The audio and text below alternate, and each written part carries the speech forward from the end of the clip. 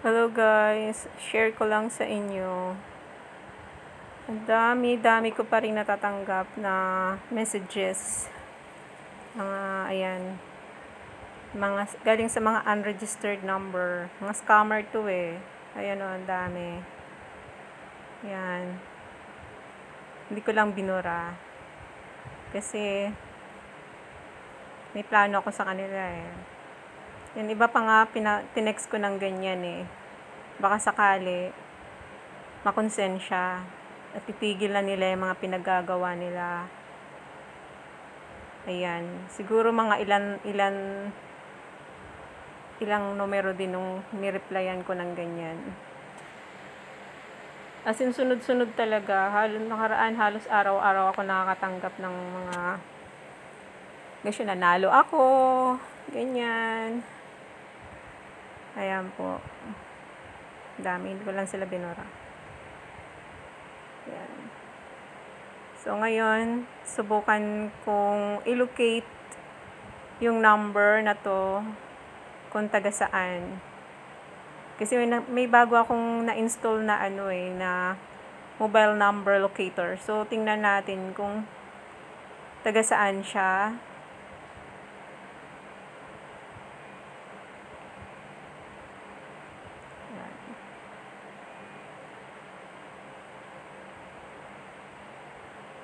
Sensya na ang tagal eh.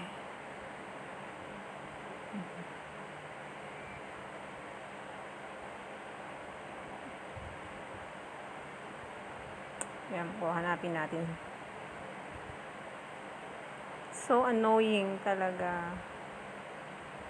Tsaka hindi ko alam kung saan nila nakuha yung number ko eh. Kasi talagang yung iba, kilalang kilala yung pangalan ko eh.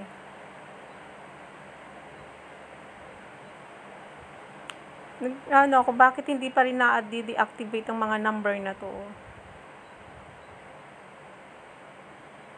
Bakit may mga unregistered numbers pa rin?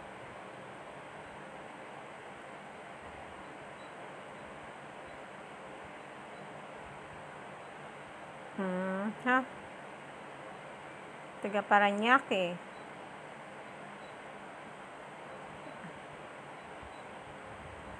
Taga Paranaque.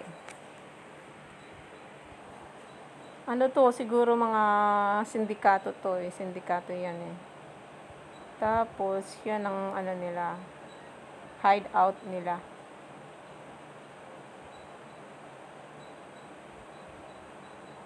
Malapit sa RNG building. Sana i-raid dito ng mga taga-NBI eh. Mga scammer na to. Ayan. So, hindi masyado yung kompletong walang street or house number, hindi makita. Pero at least malapit sa RNG building na yun. So, ay no, pasensya na guys, mayroon pang mayroon pang ads. So, maghanap po tayo ulit ng let's try natin ulit yung ibang number. Ay nako, may ads talaga. Ayan, try natin yung isang number, hanapin natin ulit kung taga saan din.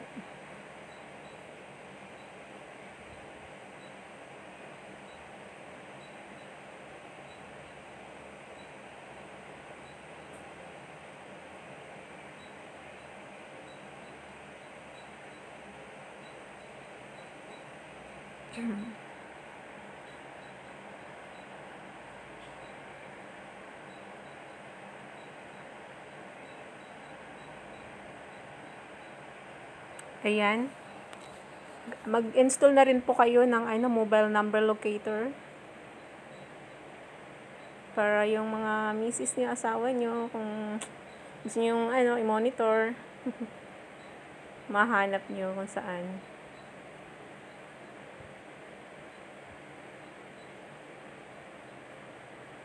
Actually, marami, iba-iba pala tong app na to eh. Ayan, Pamelo naman to.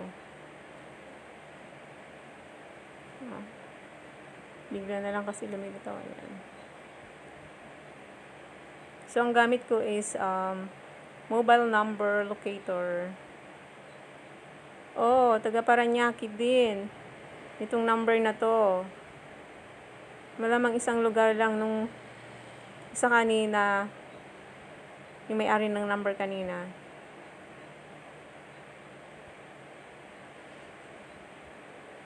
Oh, sabi na eh. So, ibig sabihin, yan talaga yung pinaka-ano nila dyan. Pinaka-opisina nila, hideout nilang mga ano na to, ng mga scammer na to. Ayan. Dyan sila. Grabe talaga. Yan. Tapos, papatay ng isang number. Search natin. Hanapin natin kung doon din. Taga roon din. Yun, yung tinext ko na ganun. Taga saan yun?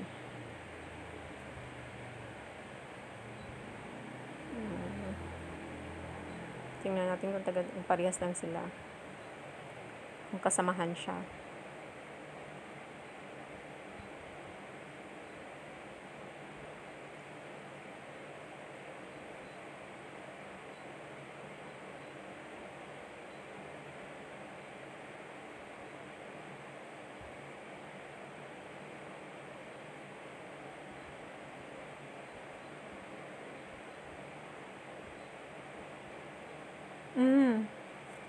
Hindi mahanap. So, ibig sabihin, itong number na to, siguro baka na-deactivate na to.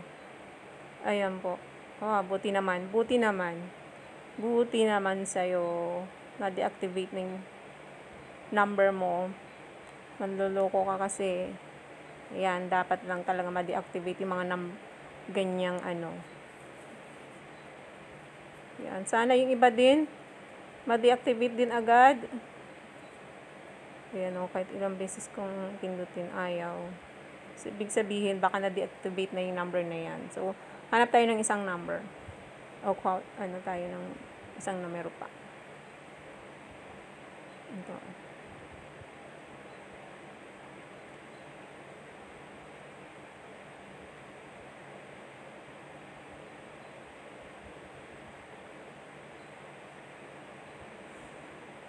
Ang daming ano. At sa ano na to, app na to.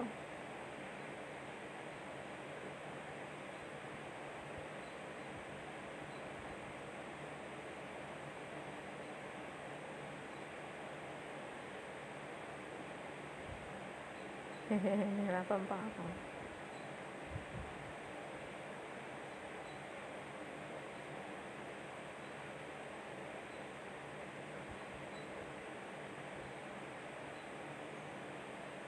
Paranaque din.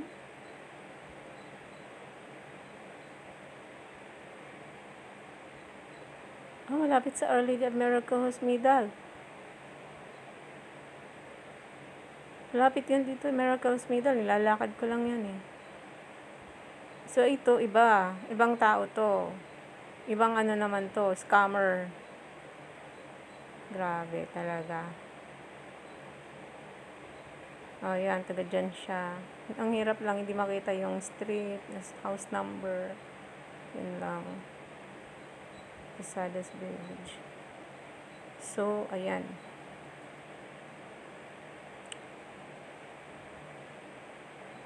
Sana pag-anuhan na to eh. Sana madakip ng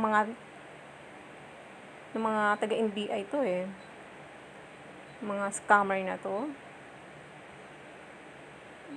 Yung iba nga nag-message pa sa akin, yung ano ko raw, temporary na ano daw yung ano ko, land bank ko. Sabi ko, wala ko land bank account, scammer. Replyan ko ng ganyan.